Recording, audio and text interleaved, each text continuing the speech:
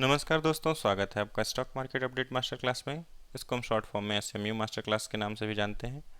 तो चलिए शुरुआत करते हैं अपना वीडियो। आज के इस वीडियो में हम जानेंगे कि डिविडेंड्स क्या होते हैं और डिविडेंड्स कंपनी कब अनाउंस करती हैं और डिविडेंड के तरीके क्या हैं, कैसे डिविडेंड कैलकुलेट होता है। और हम ये भी देखेंगे कि कौन सी कंपनीज अच्छी हैं जो डिविडेंड्स के साथ साथ ग्रोथ भी दिखा सकती हैं।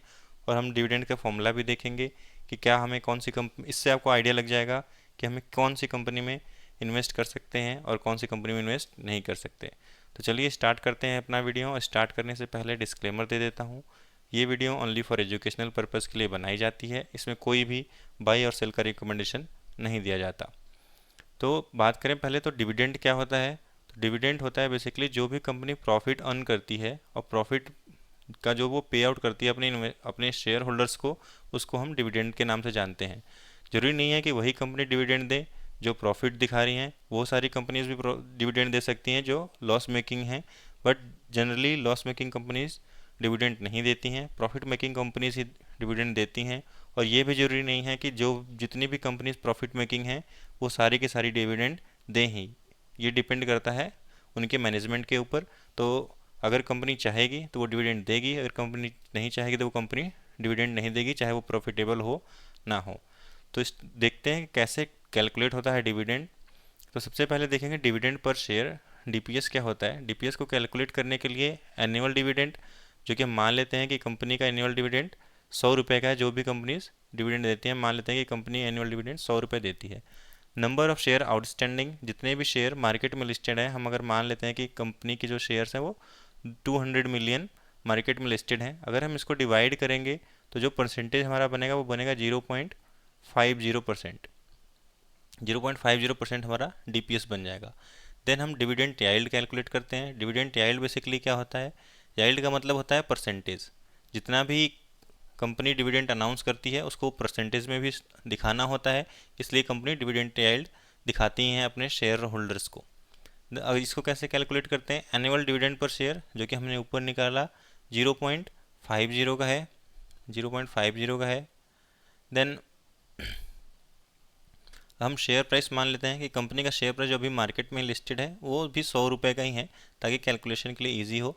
तो ये कितना आ जाएगा, अगर हम इसको डिवाइड करेंगे ये भी करीबन आएगा 0.50% का कंपनी का याइल्ड परसेंटेज भी आ जाएगा। Then dividend pay out ratio हम देखते हैं। डिविडेंड पे आउट रेशियो क्या होता है, ये कंपनी का दिखाता है नेट इनकम में से जितना भी कंपनी ने डिविडेंड पे आउट किया है अपने शेयर होल्डर्स को। इसको कैलकुलेट करने के लिए वही डीपीएस जो कि हमारा 0.50 था, 0.50। देन इसको हम डिवाइड कर देंगे ईपीएस से। ईपीएस हम मान लेते हैं कि किसी भी कंपनी का 2 रुपये है जो अभी मार्केट में चल रहा है। देन अगर हम इसको डिवाइड करेंगे तो हमारा परसेंटेज कितना आ जाएगा, 25% आ जाएगा कि कंपनी 25% तक का डिविडेंड पे आउट करती है, डिविडेंड रेशियो पे आउट करती है अपने शेयर होल्डर्स को। तो हम देखते हैं कौन सी ऐसी कंपनीज हैं जो कि अच्छा डिविडेंड देती हैं, साथ में ग्रोथ भी दिखा रही हैं। तो चलते हैं अपने पहले स्टॉक्स की तरफ, जो कि है गेल इंडिया प्राइवेट लिमिटेड, गेल इंडिया लिमिटेड, जो कि एक पीएसयू स्टॉक है।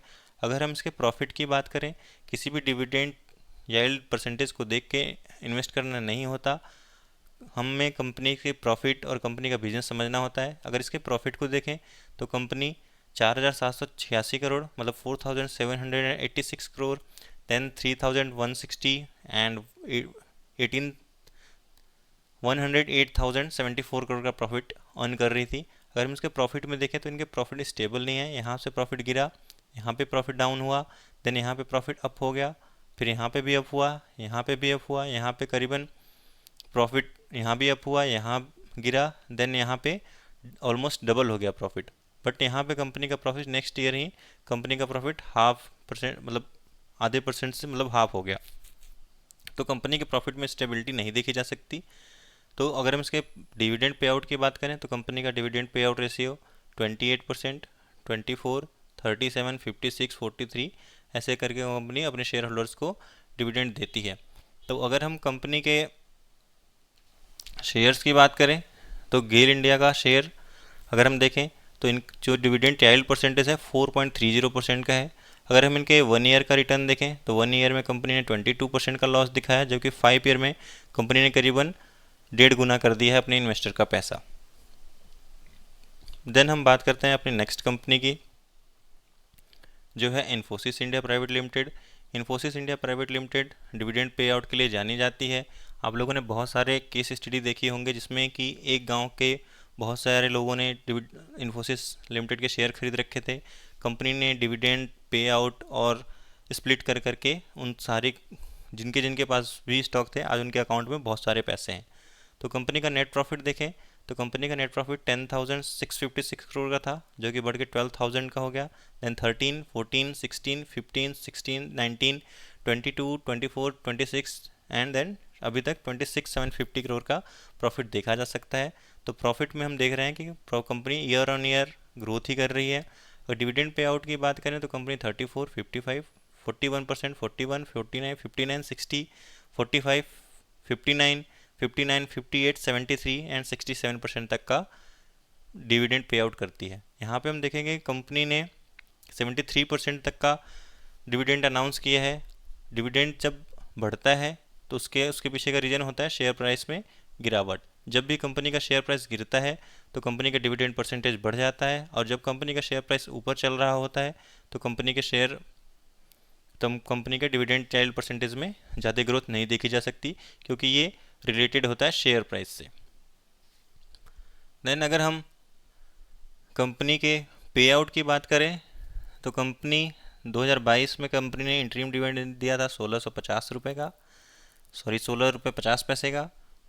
देन 2023 में ही, मतलब ये क्वार्टर ऑन क्वार्टर ये डिविडेंड देते रहते हैं अपने शेयर होल्डर्स को, कभी इंटरिम डिविडेंड, कभी स्पेशल डिविडेंड्स, कभी फाइनल डिविडेंड्स।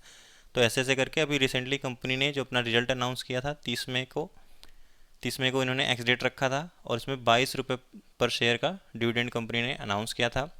अगर हम कंपनी के शेयर की बात कर लें तो इन्फोसिस का शेयर का एक साल में करीबन 16% तक का गिरावट है, जबकि 5 साल में इन्होंने करीबन 54% तक का रिटर्न दिया है शेयर होल्डर्स को। अगर हम इनके डिविडेंड चाइल्ड परसेंटेज की बात करें ओवरऑल, तो ये डिविडेंड चाइल्ड परसेंटेज 2.93% का बनता है, जो कि ठीक है, जो कि कंपनी के शेयर प्राइस के अकॉर्डिंग काफ़ी अच्छा है। देन अगर हम बात करें अपनी नेक्स्ट कंपनी जो कि टाटा ग्रुप से बिलोंग करती है, टीसीएस की, तो एक आईटी जाइंट कंपनी है। अगर इनके हम नेट प्रॉफिट की बात करें जो कि 19,000 का था, नेक्स्ट ईयर 20, 24, 26, 25, 31, 32, 32, 38, 42, 46, 48, 49, तो ईयर ऑन ईयर कंपनी के प्रॉफिट में काफ़ी ज़्यादा ग्रोथ देखी जा सकती है। अगर डिविडेंड पे आउट रेशियो की बात करें तो कंपनी 33%, 78, 35, 35, 37, 36, 85, 43, और यहाँ पे इन्होंने 100%, देन 94% तक का डिविडेंड इन्होंने अनाउंस किया था। जैसा कि मैंने बताया, जो भी डिविडेंड होते हैं वो बेसिकली डिपेंड किस पे करते हैं, आपके शेयर प्राइस पे। अगर आपका शेयर प्राइस नीचे को जा रहा है तो डिविडेंड पे आउट परसेंटेज बढ़ता है, अगर आपका शेयर ऊपर को जा रहा है तो उस परसेंटेज में बहुत ज़्यादा गिरावट या बहुत ज़्यादा तेज़ी नहीं देखी जा सकती। अगर हम कंपनी के अनाउंसमेंट की बात करें तो कंपनी क्वार्टर ऑन क्वार्टर अपने शेयर होल्डर्स को पैसा देती रहती है डिविडेंड के रूप में, और अभी इन्होंने लेटेस्ट 27 जून को अनाउंस किया था कि 16 जुलाई को जितने भी शेयर होल्डर्स हैं उनको इंटरिम डिविडेंड के रूप में 11 रुपये पर शेयर के हिसाब से सबके अकाउंट में पैसे आ जाएंगे। ये आपके डीमेट अकाउंट में नहीं आते, ये पैसे डायरेक्ट आपके शेयर होल्डिंग से मल्टीप्लाई होकर, सपोज आपके पास 100 रुपये का 100 शेयर्स हैं इस कंपनी के और कंपनी ने 11 रुपये का अनाउंस कर दिया है, तो इसमें हम मल्टीप्लाई कर देते हैं 11 से, जितना भी होगा 1100 ये डायरेक्ट आपके बैंक अकाउंट में ट्रांसफ़र कर दिए जाते हैं, ये आपके डीमेट अकाउंट में नहीं आते। बहुत सारे लोग अपने डीमेट अकाउंट को चेक करते हैं, तो इसलिए बता रहा हूँ। अगर हम कंपनी की परफॉर्मेंस की बात करें तो टाटा कंसल्टेंसी ने 5 सालों में 30% तक का ग्रोथ दिखाया है अपने शेयर होल्डर्स को, मतलब अगर आपने पैसा लगाया होगा तो इसमें भी ग्रोथ देखी जा सकती है।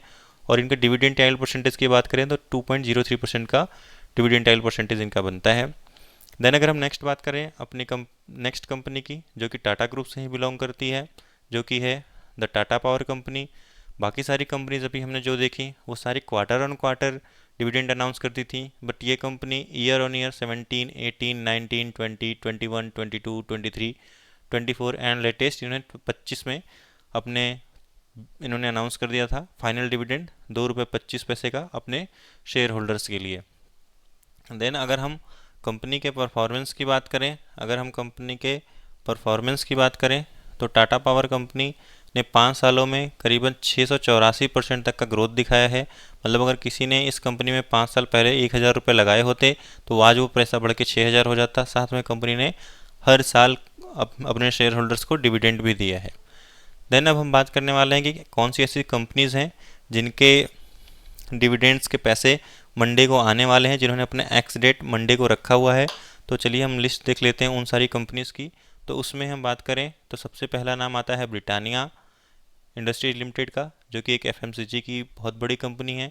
Then Coromandel agro products and oil limited, Deepak nitrite limited और ग्लोबल फाइनेंशियल सर्विसेज लिमिटेड, जिन्होंने स्पेशल डिविडेंड के साथ साथ फाइनल डिविडेंड का भी अनाउंस कर दिया था। तो जितने भी इनके शेयर होल्डर्स हैं उनको कल उनके बैंक अकाउंट में कुछ पैसे मतलब डिविडेंड के रूप में देखने को मिलेंगे। अगर हम ब्रिटानिया इंडस्ट्रीज़ का शेयर प्राइस देखें तो करीबन 5 सालों में कंपनी ने करीबन 50% के आसपास तक का रिटर्न दिया है। तो कंपनी के साथ साथ प्रॉफिट भी है और डिविडेंड भी कंपनी अनाउंस करती हैं। तो हमें वो सारी कंपनीज चूज़ करनी होती हैं जिनके प्रॉफिट में भी ग्रोथ देखी जा सकती है, जिनका बिजनेस भी ईयर ऑन ईयर बढ़े और कंपनी डिविडेंड भी अनाउंस करे, अगर आप डिविडेंड स्पेसिफिक कंपनी ढूंढ रहे हैं तो। और सब जितने भी हमने कंपनीज देखी उनका डिविडेंड याइल्ड परसेंट किसी का भी 4% या 3% से ज़्यादा नहीं देखा गया था। इससे ये भी साबित होता है कि कंपनी अपने स्टॉक को ध्यान में रखते हुए, स्टॉक प्राइस को ध्यान में रखते हुए ही अपने डिविडेंड का अनाउंस करती है। तो ओवरऑल आपको ये वीडियो कैसा लगा आप ज़रूर बताएं। और अगर आप पहली बार विजिट कर रहे हैं तो प्लीज़ इस चैनल को सब्सक्राइब करना ना भूलें। धन्यवाद।